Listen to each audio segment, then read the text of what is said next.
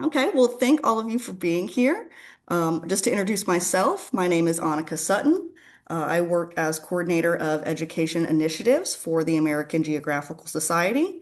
And just to kind of open up our webinar session, I'll be discussing kind of the goal of AGS as it relates to the AP Human Geography curriculum and also our teachers, and just share some educational resources that we have for both you and your students that I think will be useful. Um, so the American Geographical Society has something that we call our Geography Educator Initiative. And kind of the goal of this initiative is to prioritize support for teachers of advanced placement human geography. One of our wonderful counselors was, actually a driving force between getting AP Human Geography established as a course back when it was first conceived. And so since then, we've had a vested interest in kind of supporting our AP Human Geography educators in any way that we can. So all of our programs are designed to help you learn kind of the essentials of the APHG curriculum, and then through the guidance of colleagues, also improve that classroom experience for you and your students, and encourage your students to kind of engage in exciting learning and review tools, help our teachers engage in exciting professional development, and connect with leading thinkers and professionals in the realm of geography and geospatial science. So that is the ultimate goal of all the resources and events that we host through our GEI, Geography Educator Initiative. And just to very quickly go over some of those resources, some of you may be aware of these and participate in these already. These may all be new to you, but either way, I think it's a good thing to know and keep on your radar. So starting off, we have our Daily Geo. Daily Geo is a short news blast that we send out to everyone on our email list Monday through Friday. It includes 3 news stories that have a specific a specific vested interest in geography's role in headlining stories. So a lot of these stories lately have been centered around, global conflicts or, maybe exciting scientific research that's going on, such as the Artemis 2 launch or, a new species or new fossils being discovered. But it's just kind of a really simple and direct way to show not only geography educators, but also your students, how geography and different geographic themes tie into current world events, and how we can kind of view all of these events through a geographic lens. So I highly recommend signing up for our Daily Geo news blast. We also have a monthly GEI newsletter that just kind of contains any updates on events that we may be hosting specifically for APHG teachers, professional development opportunities, or new resources that we're putting out. So this webinar was highlighted on our GEI newsletter over the course of the last couple months. I'm sure this is how some of you learned about it, RSVP for it. So we have quite a few events and resources that we share through that monthly newsletter. Our newest resource is the AGS Globe, and this is a weekly deep dive that goes out every Tuesday through our Substack list, and this just kind of explores geographic themes more in depth. It is really geared at a general audience and new geographers, so there's not a lot of academic jargon that maybe, you as a new APHD teacher or your students, at with their limited geographic knowledge aren't going to understand. This is really geared for kind of the general public and to get people that maybe don't have a lot of background in geography more informed and more interested in those themes. So the AGS Globe is a great classroom resource. Um, our GeoBoost program, this is actually a financial opportunity that we have for APHD teachers. So it provides micro grants to teachers to enhance their student learning. And these grants are typically around $300. They can be used for anything from new books or exam and study resources to funding a trip for your students, funding like a hands-on learning activity. We've had people do classroom gardens or you know, uh, invest in kind of geographic games or hands-on learning tools that their students can use in the classroom. And the applications for this open every fall semester. So I highly recommend keeping an eye out for that. The application is extremely easy, only takes about 5 minutes, and your chances of being selected are quite high because we do give out 50 to 60 GeoBoost grants every fall semester to our APHG educators. Webinar and video resources. So just like the webinar that we are hosting right now, these are curriculum-based video content that help teachers access the latest geographic knowledge, whether that be, new research that's being developed and put out, or just kind of like tips and tricks on how to keep your students engaged, how to prepare your students for things such as the APHG exam, or maybe different college and career pathways that your students can explore. Professional development opportunities. So teacher-led webinars, exactly like this one, or the opportunity to act as a teacher fellow during our annual Geography 2050 conference that happens each November in New York. We take 50 APHG teachers from across the country, and not only do they participate in our normal symposium sessions throughout the weekend, they also participate in specially designed workshops that are geared towards the APHG curriculum, where we help connect you with other professionals in the world of geography and geospatial, and kind of share resources that you can take back to your classroom and improve your students' learning that way. And then finally, our Teen Maptivist initiative, which is a student-run network of student-run chapters that kind of encourages high school age students to develop GIS skills, learn about open source mapping, and teaches students how to use the skills that they learn when it comes to GIS to address local community issues, and make a difference in their communities. Alrighty, and as I just discussed, that teacher fellows opportunity to join us this November in New York and go to the special APHG Center teacher workshops. The application for that actually just opened this Monday. So I just wanted to kind of include this QR code that can tell you exactly where that application is and how you can apply. And you can also find this application form as well as all the other APHG resources that I just discussed on the American Geo website under the Geography Educator Initiative page.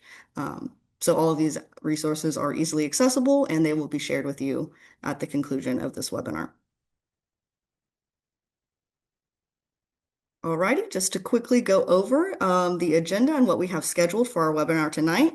We're going to be opening up with task verbs that are going to be, and that section is going to be discussed by Dr. Lisa Benton-Short.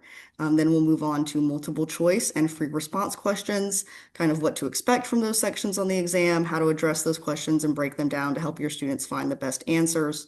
And then we'll finish out with kind of review week best practices and some suggestions on how to make your review really engaging and informative for your students.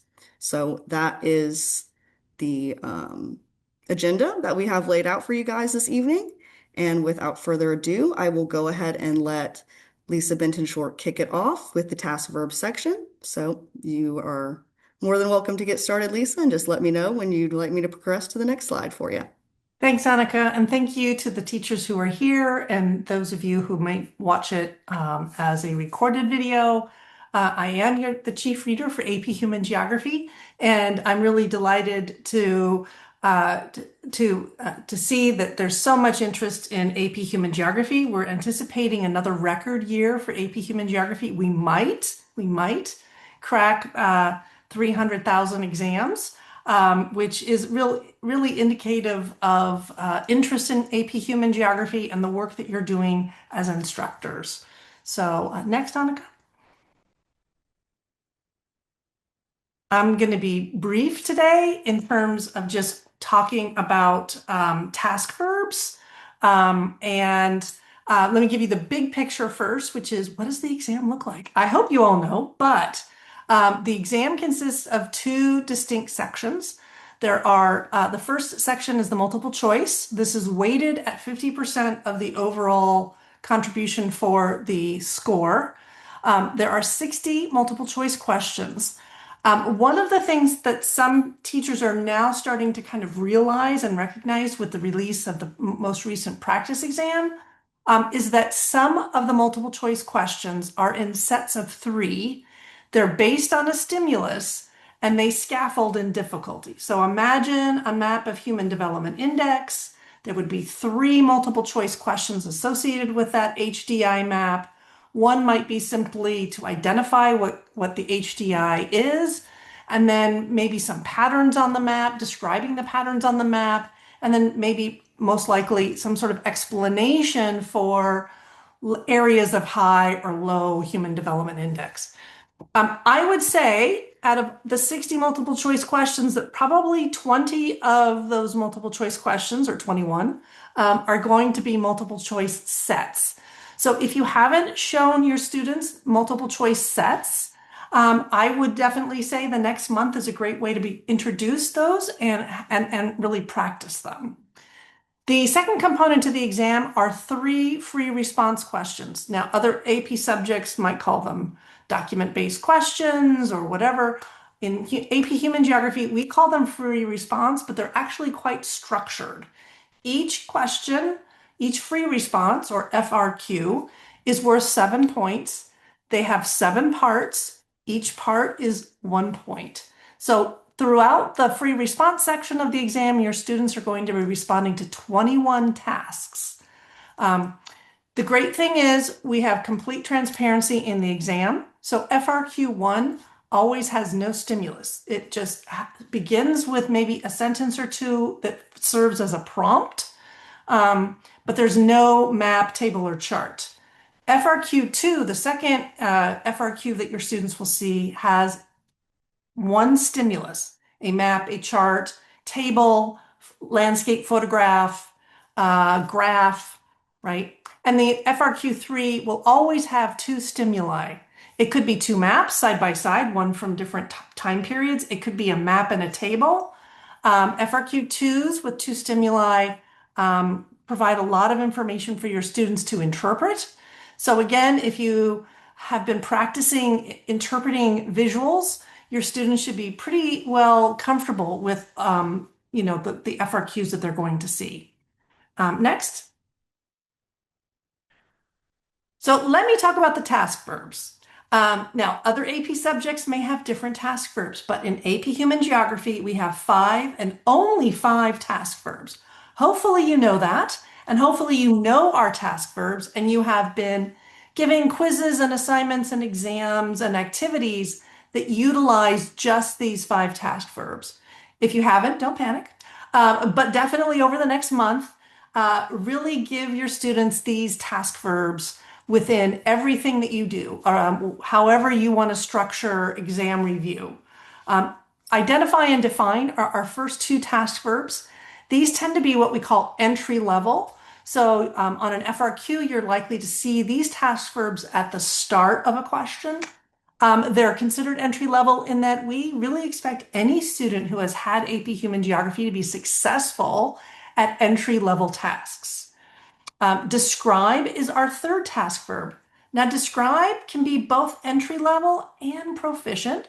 So we might see it more than once or twice within an FRQ, for example, because it kind of straddles the line between telling us whether a student has kind of just begun to show us that they have a proficient level of AP Human Geography. The last 2 task verbs are what we consider advanced, our highest thinking, most rigorous task verbs. This is compare and explain. These are really important task verbs because they're going to differentiate students that score a 4 or a 5, or actually even a 3 on the exam. A student who's going to score a 3, 4, or 5 must be successful at these higher level task verbs. So each exam, each FRQ, each multiple choice sets and exams have a mix of entry, proficient, and advanced skills. And I think later on, we'll highlight that skill matrix that's part of the CED. Next. Annika, thanks. So I'm going to call out the 2 advanced task verbs just so that we have some clarity on what you can expect your students to be expected to do successfully when they see a compare task verb, especially when we're talking about writing free response or FRQ questions. So compare, we don't have a compare and contrast. That's not AP Human Geography. I know some other APs have compare and contrast. We do not. We just say compare. Your students might also see it as describe or even explain one similarity or one difference in something. Um, the threshold for compare has been set that a response must use both X and Y in the comparison. And the response must say something meaningful about X and meaningful about Y. So what do I mean by that? The best thing that you can do to get your students ready for the exam is to teach them to close the loop and include statements that reference both X and Y in the comparison. So let me give you an example. Next slide. So this comes from an FRQ a couple years ago, where we asked students to compare one difference in territorial organization between the governments of unitary states and the government of federal states. Okay, so our X is unitary states, our Y is federal states. Students, in order to meet that threshold, must say something meaningful about territorial organization in unitary states and in federal states, right? So here's an example in answer A. Unitary states tend to have a more top-down form of governance. This is a great start, but it is an incomplete response in that this response did not include anything about federal states. So this did not score a point. This did not rise to the threshold and earn a point. If we look at answer B, we see the full range of what's expected. Unitary states have a single government that expresses power over the entire territory, whereas federal states divide power among regional governments that control a limited portion of territory. So this response did earn a point. It did what we call closing the loop, said something meaningful about unitary states and said something meaningful about federal states. One of the things I would just draw your attention to is that if the student had said unitary states have a single government that expresses power over the entire territory, whereas federal states do not, that would also not be considered a complete response and would not have earned a point. So there has to be meaningful comparison happening in the compare task verb. Next. All right, let's move on to explain. Explain is our most important task verb because your students are going to see it a lot. Why? Because some explains are proficient and other explains are advanced. And so again, the range on the exam is to have a range of emerging or entry level, proficient, and then advanced tasks. So your students are going to see explain phrased as in 7 different ways. Explain why, explain how, explain one way in which. Now those explains can be proficient or advanced depending on what skill that they are actually testing. Explain the strength of a theory or a process, explain the limitations or weakness of a theory or process, explain a limitation of the stimulus, like a map, and explain the degree to which. These are all advanced explains. And so you can see that we, again, have a mix of explains. Next, Annika.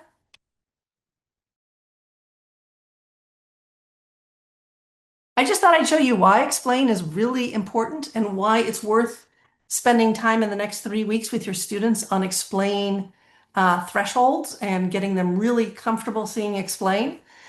Here, for example, is a question from 2024. I highlighted all of the explain task verbs in red.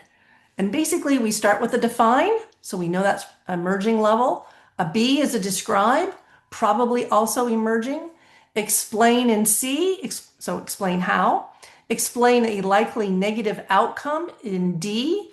Explain one weakness of Malthusian theory in E. Explain how surplus food in F. And explain the degree to which the Green Revolution, ... You can see that out of the 7 task verbs, 5 are explains. Now, this is pretty consistent across all 3 FRQs, that your students are going to see somewhere between 4 and 5 explain task verbs. So again, not too late to really work with them on how to be successful with explain.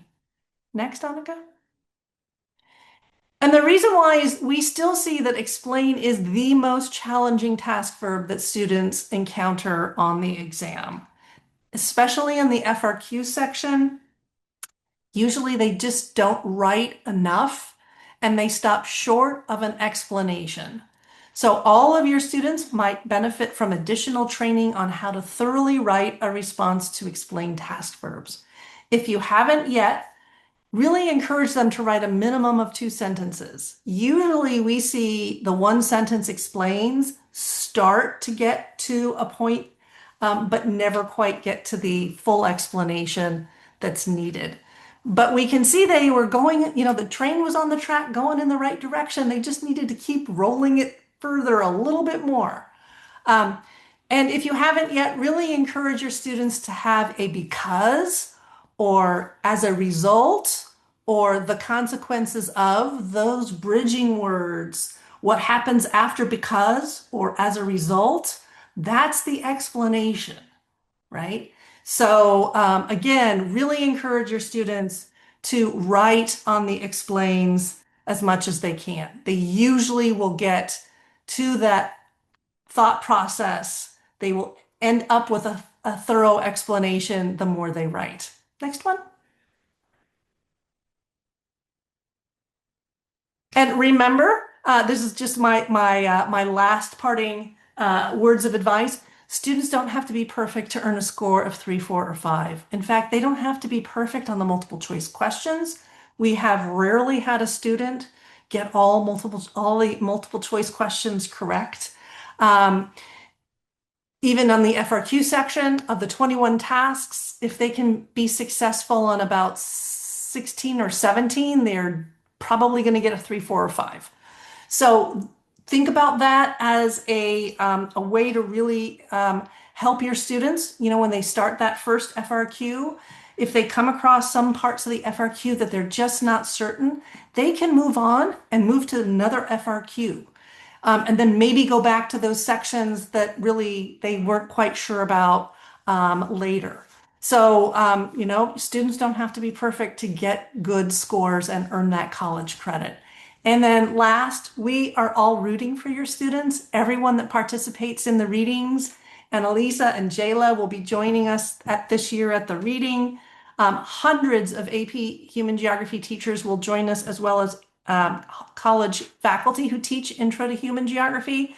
We want your students to succeed. And we will work with them as we score those FRQs. But the more that they can really meet those thresholds of expectation on the task verbs, the more likely they're going to be very successful. So I'm really rooting for you and your students, and I hope to see you at a reading. It's great professional development and can really help you better understand both the content of the course and also how to use scoring guidelines. So with that, I'll pass it over to our next discussion, which I think is the multiple choice questions, right? Yes. Alrighty. Hello again. Thank you so much, Lisa, for explaining task verbs to all of us and kind of giving some tips and tricks on how to properly identify them, which task verbs your students may require a little extra work and practice on. Um, I'm sure we're all very thankful for that information. Now we're going to be moving on to the multiple choice questions portion of the APHG exam. The APHG educator that was going to present this section sadly could not make it due to some conflicting commitments that they had. So I will be taking this section over. But if at any point my fellow panelists notice that maybe I'm leaving a piece of information out, please feel free to stop me and throw it in there because you don't know what you don't know. So alrighty, and while going through the multiple choice question section, we're just going to be speaking a little bit about what to expect for that portion of the exam, some strategies that you can teach your students to kind of break those questions down, figure out exactly what the question is asking of them and how to come to the best answer, and then just some resources your students can use to practice these questions over and over and over until they feel confident with them. Alrighty, so the first thing we're going to be discussing is what to expect. And Lisa kind of hit on this already when she was talking about the format of the exam. So the exam will include 60 multiple choice questions that your students answer over the course of about 60 minutes. Each question will have 5 responses to choose from. I know that you might have students that are taking other AP exams, and those exams only have 4 response options, but it is important to remember that in AP Human Geography, they will have 5 responses to choose from. So just make sure your students are aware of that, remind them of that, so that way when that exam makes its way onto their desk, they're not caught off guard and they're well prepared um, to address this section of the exam. And the multiple choice questions will be formatted in a few different ways. So we can have multiple choice questions without a stimulus. So it'll be just the question and the 5 response options. Multiple choice questions with stimulus, and the stimulus could include images, satellite imagery, graphs or charts with additional information. And then you'll have some multiple choice questions that are item sets. So this means that you'll be presented with a stimulus, and there will be 2 to 3 questions that relate to that stimulus, to that same stimulus that your students have to answer. Um, so the exam typically will have 6 to 8 item sets on it. So this requires students to use the stimulus to determine the correct answer for multiple questions.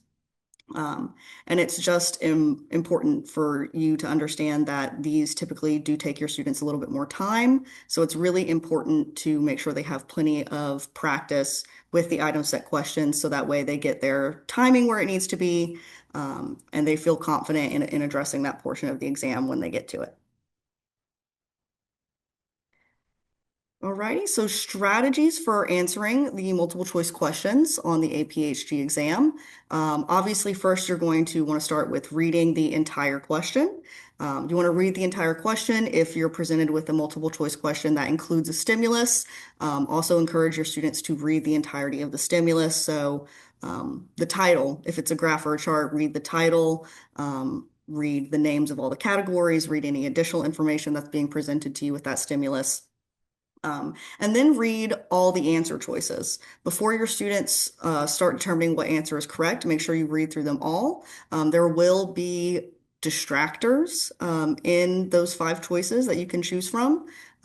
So if your student reads the question and they just go straight to, reading the first 2 options and they say, oh, I think this one is the one, well, it very well could be. But it could also be kind of one of those uh, distractors that are in there that are meant to throw your students off and away. So make sure they read the question in its entirety, read all the answer choices in their entirety, and then you can go on to identifying kind of the task verbs in your question, what exactly is the question asking of you, and then using the process of elimination to select what is going to be the very best answer for that question.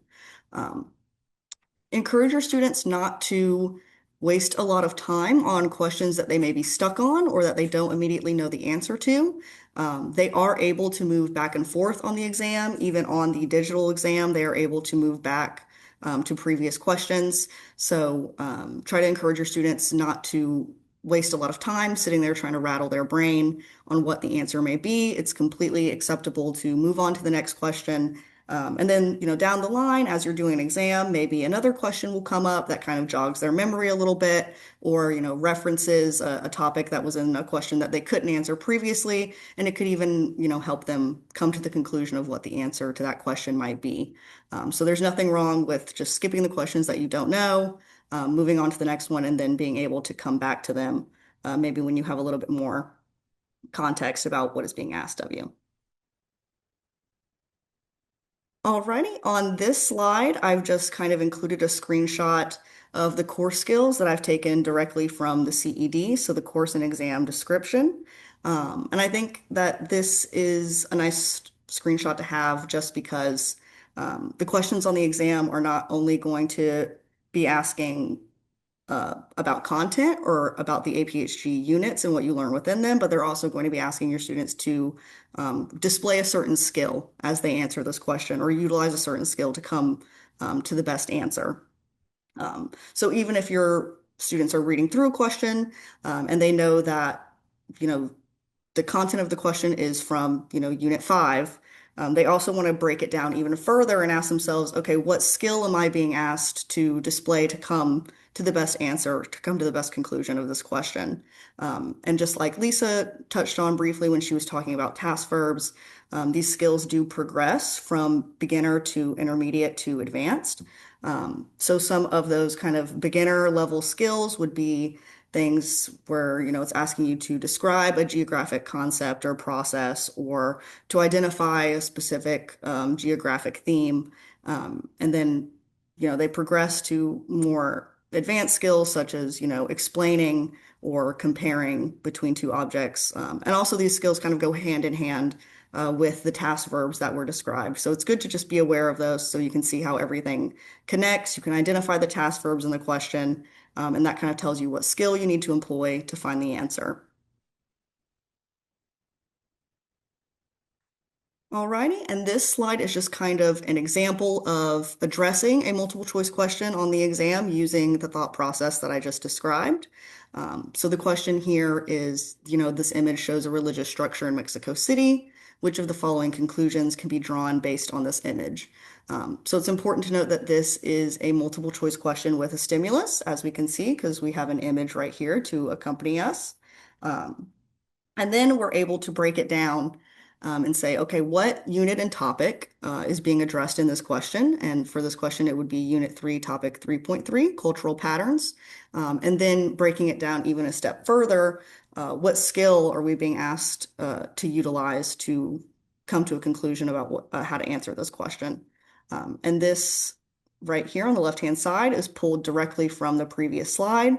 So this, shows our skill categories. And for this specific question, we're being asked to display skill 4C, which is explain patterns and trends in visual sources to draw conclusions.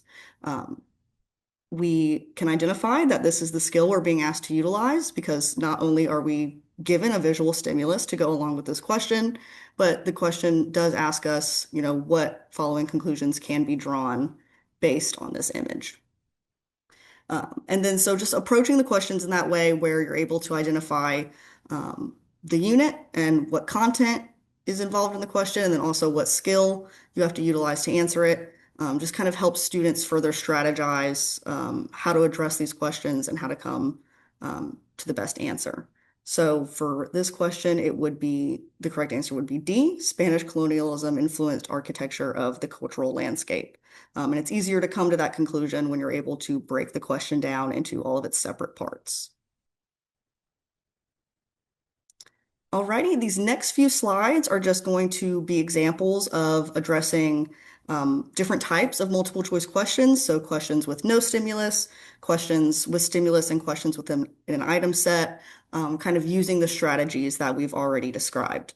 So this question here is the 19th century immigration of a large number of Swedes from a particular region of Sweden to Asante County, Minnesota, as a result of communication from friends and relatives who preceded them is an example of blank. So the first thing you would do is, of course, read that question in its entirety, read the answers in their entirety, and then say, okay, what content is this question related to? What unit is this question related to? And the answer to that would be Unit 2, Topic 11, Forced Involuntary Migration. And then what skill am I being asked to utilize to find the answer to this question? And that would be Skill 1D, describe a relevant geographic concept or process in a specific context. So in this case, the context is a large number of Swedes immigrating to Minnesota as a result of communication. And then we're able to, since we broke that question down into all of its parts, we've identified the task verb, which is, an example of. We're able to then go through each of the answer choices, use the process of elimination to determine what answer would best suit this question. So using the process of elimination, we can go through and say, this isn't brain drain. Yes, this might be chain migration. It's probably, not counter urbanization. It's probably not internal migration because, they're moving from a different country into another. So we're going to conclude that the best answer for this question is going to be B, chain migration. And then if we move over to the next slide, we can see that yes, chain migration is the correct answer for this question.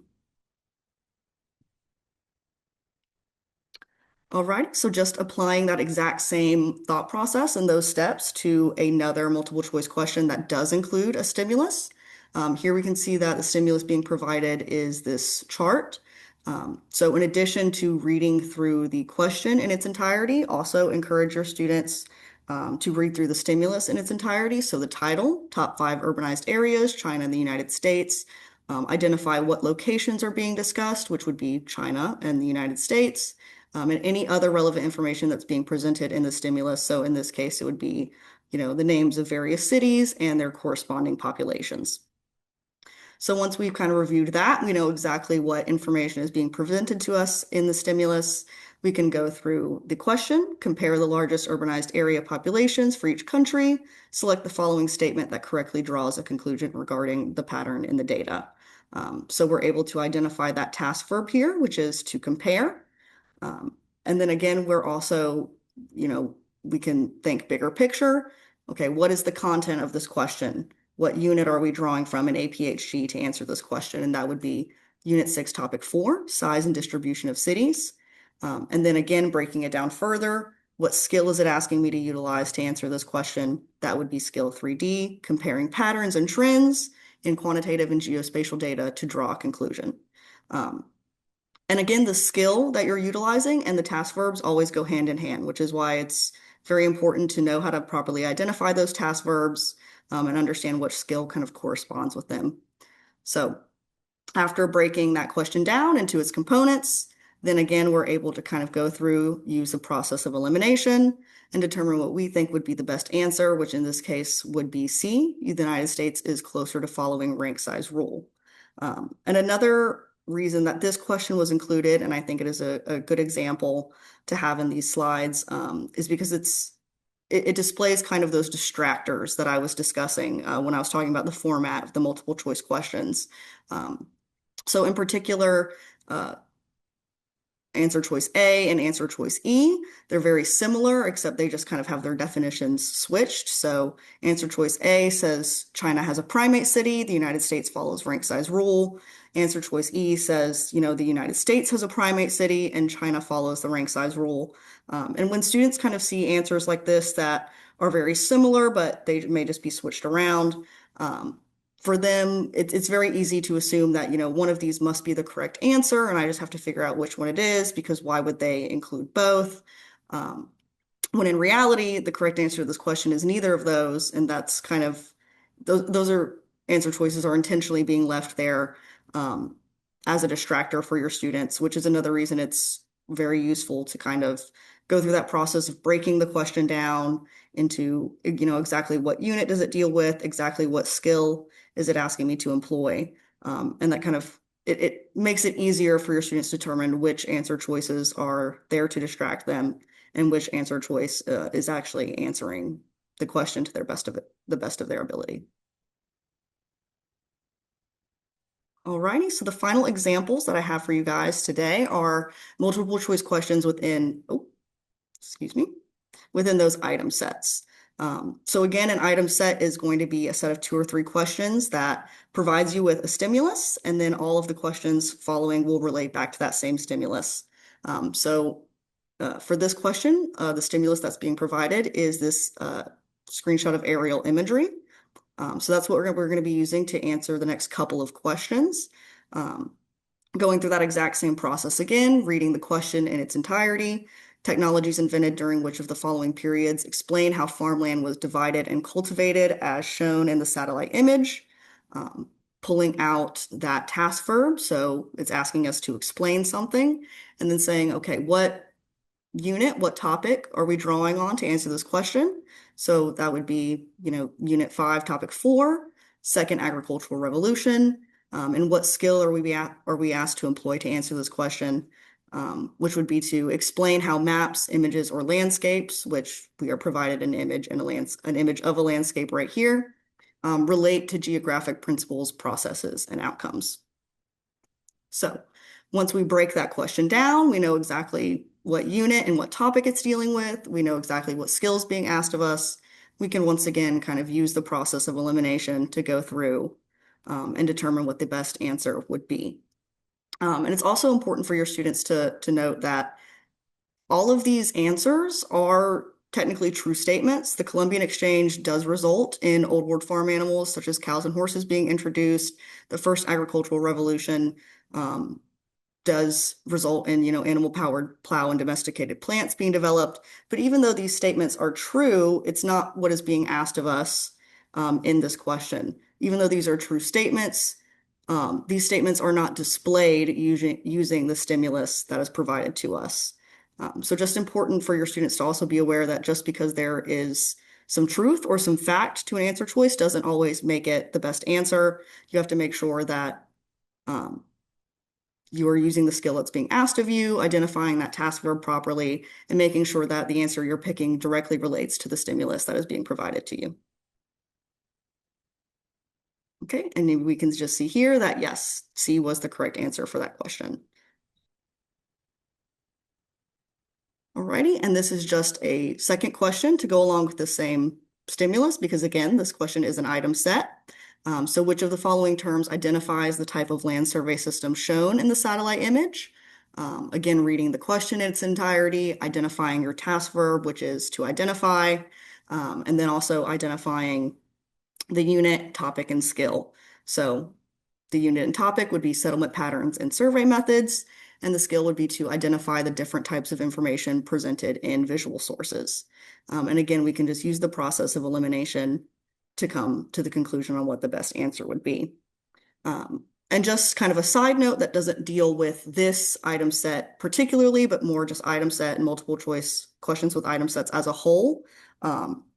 Is that the questions can really be presented in any order of skill set. So the first question that you get for an item set may be a beginner skill like, identify or define this, and then it could gradually increase in skill. The next question could be intermediate and the following one could be advanced. But you could also come across item sets that, the very first question starts out with that advanced skill of, we need you to compare or explain this. And then it may go, you have an advanced question, an advanced question, then a beginner. And so there's really no set way that those questions will present themselves when you're dealing with an item set, which is why I think it's really important to make sure your students get a lot of practice with item sets in particular, just so they are well aware of how they can be presented. They're confident in the amount of time it takes them to answer those questions, because like I mentioned previously, it does take some time to get through the item sets. Yeah, and also just making sure that your students have experience with questions that have multiple different types of stimuli. So making sure that they're answering questions where they're using images, where they're using satellite imagery, where they're using graphs and charts, and making sure that they are confident addressing questions that provide them with all sorts of stimuli and they're not just, used to seeing one. Alrighty, and this is just to kind of confirm, using the process of elimination from the previous slide, that the correct answer to this question is E. Alrighty, and then it's just some kind of final remarks about the multiple choice question portion of the exam. It is okay to miss questions during your practice exams. I think a lot of students, especially AP students and those, taking AP Human Geography, they're able to get a little critical of themselves when they start missing questions in the practice exams. And then the more critical you are of yourself, the less confidence you have going in to the real APHG exam. And so just really making sure your students know that it is okay to miss questions.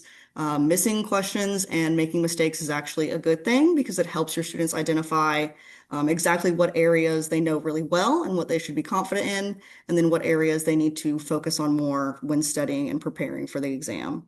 So, encourage your students to embrace that vulnerability and practice, not to be afraid of making mistakes on the practice exam. It's all part of the learning process and it's part of studying and kind of ensuring that you'll do better the next time that question comes about. And the whole point of practice tests is to help you learn from your mistakes and improve. So make sure your students do not shy away from, getting a question wrong, because if you get a question wrong, it sticks with you.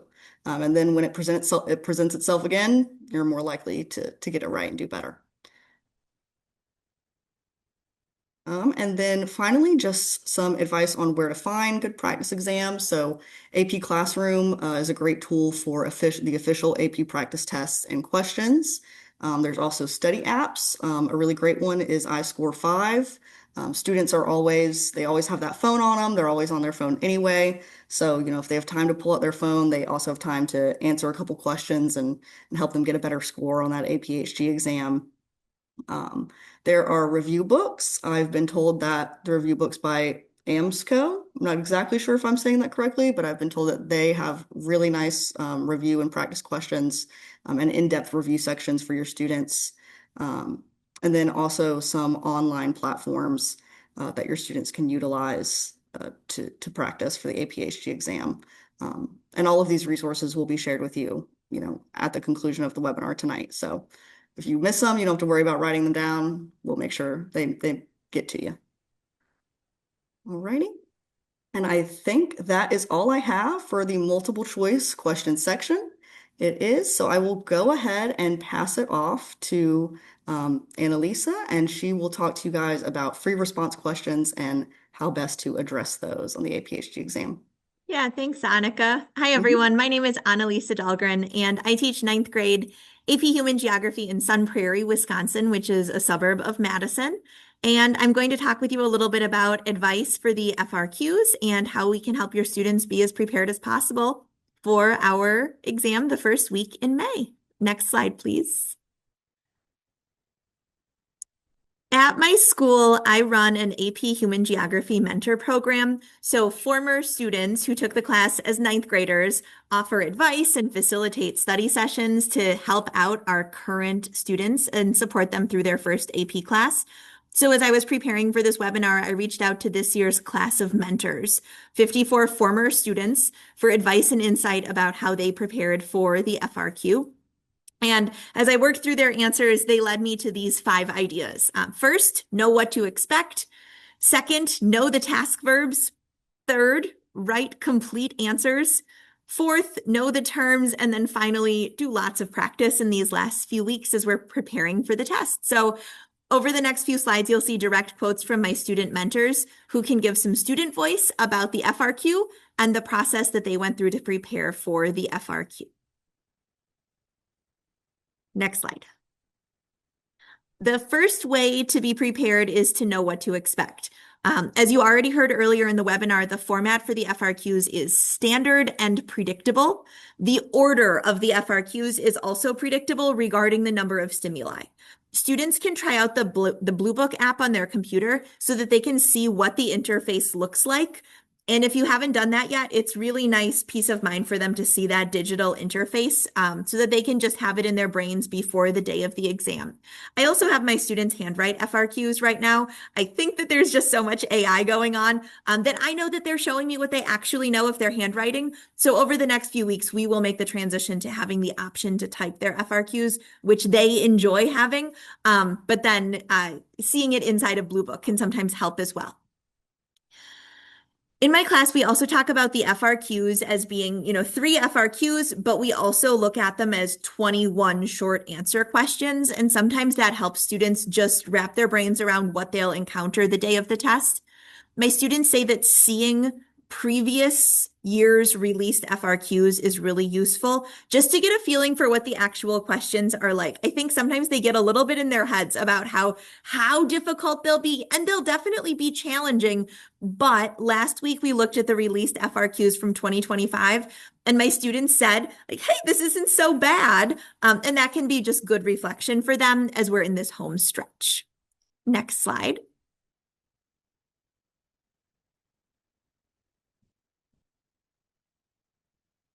As you already heard, knowing the task verbs is super important. And to add student voice to what we already heard in the webinar, students see the importance of discerning the different demands for each verb. Going over this clearly with students is really important so that they know what each type of task prompt requires. So in short, students benefit from internalizing the differences in task verbs so that they can apply them on the AP test. Next slide. It's also important to write incomplete answers, and this just reinforces what you heard already in the webinar. I think sometimes with ninth graders, it's a challenge to get them to explain their ideas fully and completely. So I encourage my students to use because and for example, especially if they're writing an explain or a compare question. We also talk about how how the teachers who score their work are probably not familiar with our local community. So if they want to provide an example from our local community, that's okay, but they need to give enough context to give meaning to the local example for a teacher who isn't familiar with Sun Prairie, Wisconsin. But the bottom line is that the teacher who's scoring their work hasn't seen the good work that they've done all year in class. So the more details that they can add to make the case that they really do know what they're talking about on this AP FRQ, the better. Next slide, please. Next, know the terms. The reality is that the FRQs will require an understanding of specific vocabulary from the class, and that's the vocabulary that's in the CED specifically. So doing whatever approaches work for your students to study vocabulary, Quizlets, reviewing notes from class, quizzing a friend, playing Quizlet live with your class, that can help on both the multiple choice and the FRQ section. So kind of studying smarter can help double dip with that reviewing. Next slide, please. And then practice, so much practice. There are so many practice opportunities that are available for students. Sometimes in class, we'll carve out time to do individual practice FRQs in class. Sometimes they're the whole 7 parts of an FRQ, or sometimes it's shorter ones with just 3 or 4 parts. Today in class, we looked at a data set about Haiti and the Dominican Republic. Then we watched a short video, and the prompt that students answered after was explain the degree to which the video, the information in the video aligned with the information in the data set. And so we practiced to a high degree or to a low degree. Anyways, all of the FRQ practice that you give to students can be from released exams, from the AP classroom, or alternate sources like you heard Annika talk about. Sometimes we do practice FRQs individually. Sometimes we also share the pen with a friend and we alternate, sections, or we alternate sentences so that they can kind of build off the ideas and see how another teenager is organizing and structuring their ideas. Sometimes I do them for a formative grade, and sometimes it's just in-class practice to practice with the terms and practice with the skill set of writing an FRQ. Next slide, please. Practice also helps students feel more confident about the timing on the AP exam. For many ninth graders, AP Human Geography might be their first real timed test where they're concerned about that time cutoff. So giving timed practice and then pausing where we are at 25 minutes and seeing how far you got can be really insightful. Budgeting about 25 minutes for each FRQ is a learned skill. That's not something that students will come naturally to be able to do. So different practice opportunities can help students feel more confident about how they will approach their timing when it comes to the AP exam. Next slide. And then finally, some practice can happen during class, but it can also happen individually as students choose to study in whatever way will work best for them. At my school, I'm able to offer some optional Saturday practice exams or after school practice for students to get the experience of writing 3 FRQs back to back to back. I also have students who will use review books at practice like I-Score 5 and released exams to just get more exposure and practice with FRQs. And that is all I have. Good luck to you and your students as we move into exam prep over the next month. All right. Hello, everyone. Yep, go ahead, Jaela. I was just going to say thank you, Annalisa, and passing it over to you for review week best practices. Hello, everyone. I'm Jaela Vazquez from Miami, Florida. I teach at Coral Reef Senior High, home of the Kudas. Next slide, please. Next slide. So I'll be going over one of the ways that I structure my review month, but I put week because, the last week of before the exam is really important. So the big ideas, it will be the first part I'll go over, then some in-class reviews and some resources that I share. You can go to the next slide. The big ideas of our course are patterns in spatial organization, impacts and interactions, and spatial processes and societal change.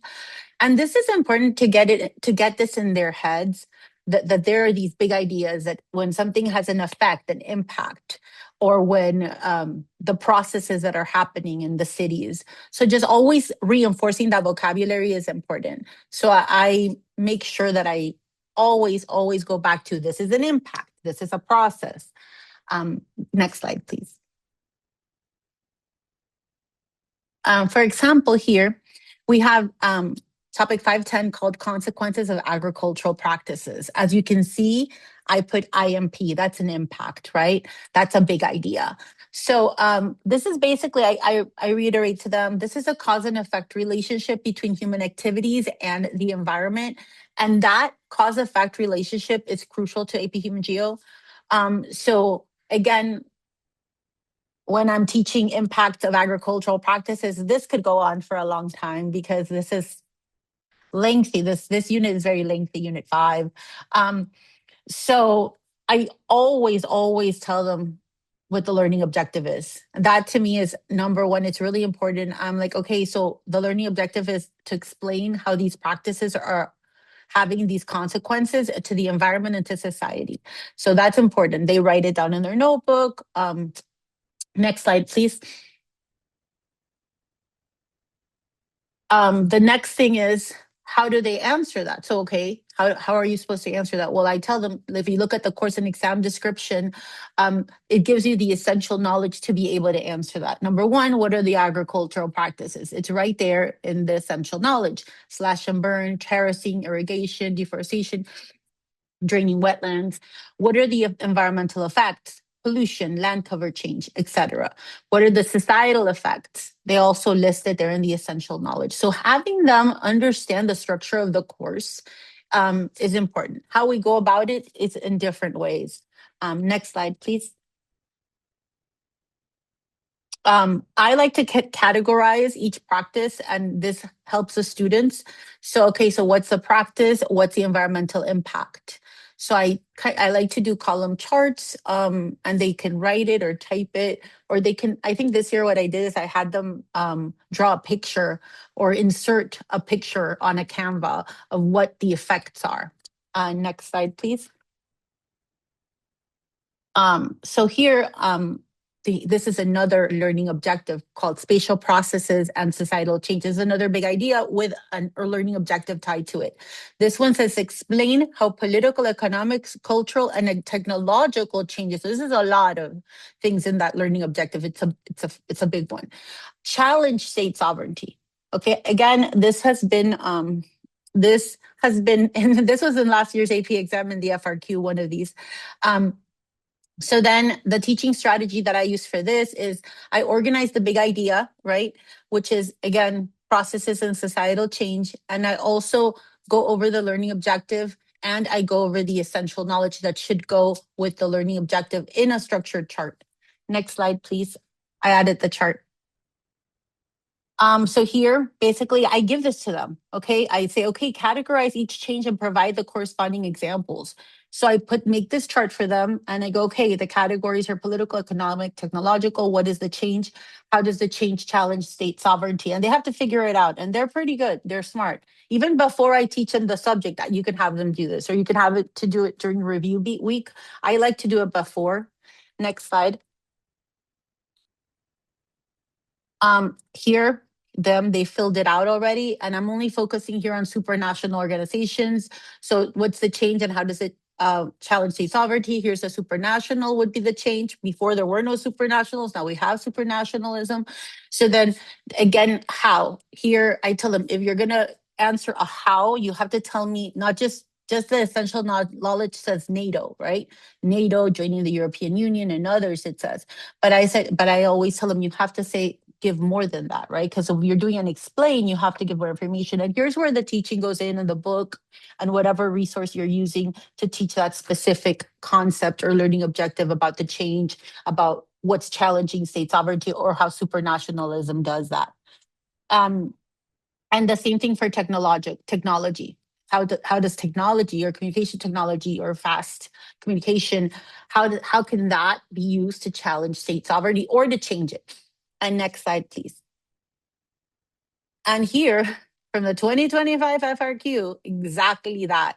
If you go from the learning objective, you can see that the questions really are formatted in a way that to answer those objectives.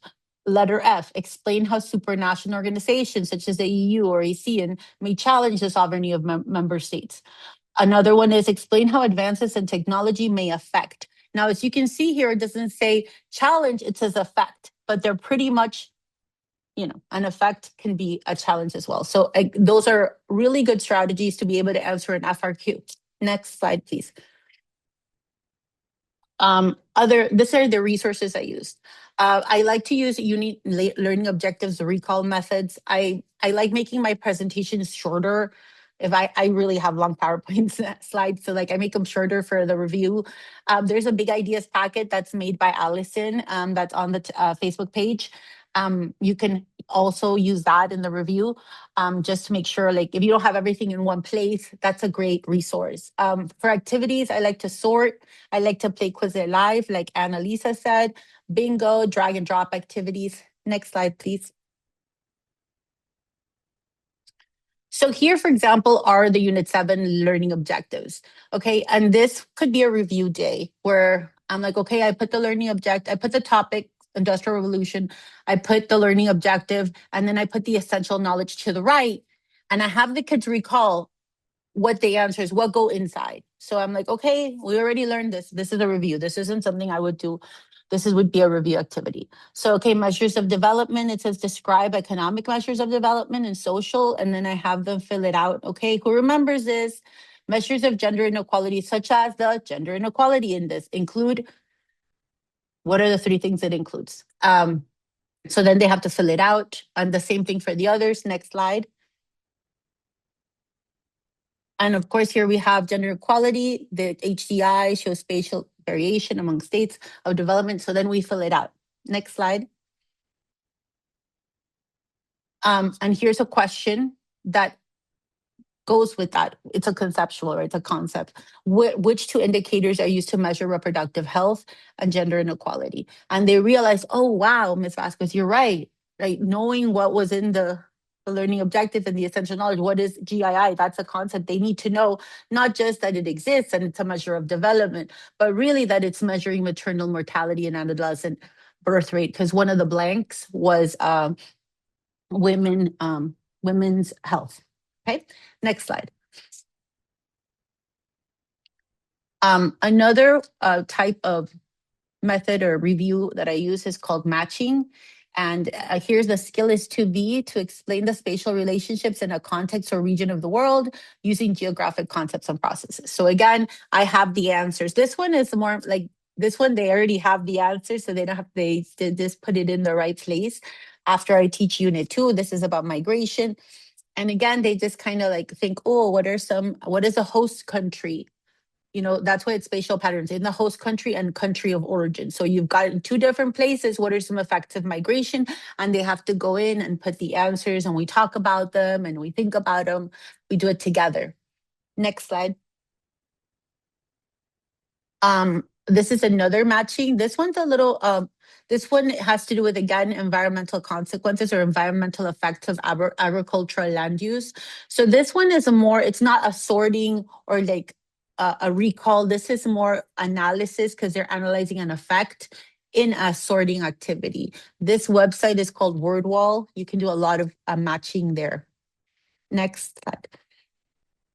And here again is a question that is tied to that, right? Which of the following impacts is directly related to the use of chemicals? So they already went through all that thought process on the environmental effects, and they can figure out that the answer here is that an increase in land and water pollution from runoff would be the answer to what's directly the use of the chemicals in agriculture. Next.